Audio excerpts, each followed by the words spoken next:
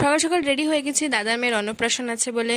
তো তারপরে এখানে আমার ভাই কি একটা বলছিল, আমি ভুলে গেছি কি বলছিল। এটা জানছে 5টা বোনের একমাত্র ভাই। তো এখানে পুচকিকে সাজানোর জন্য সব রেডি। এখানে আমার 2 মাসি। তো ভেন্যু আপাতত খালি, কারণ এখানে ডেকোরেশন এখন হবে।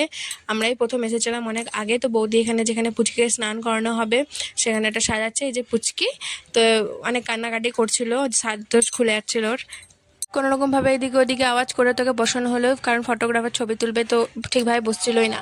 তো রাতেও আমি রেডি হয়ে গেছিলাম, কারণ আমার সকাল থেকে শরীরটা একদম ভালো ছিল না। তো রাতেও কোনো রকমভাবে রেডি হয়েছিলাম। চুল আমি যেমন প্রত্যেক দিন বাঁধি সেরকমই বেঁধেছিলাম।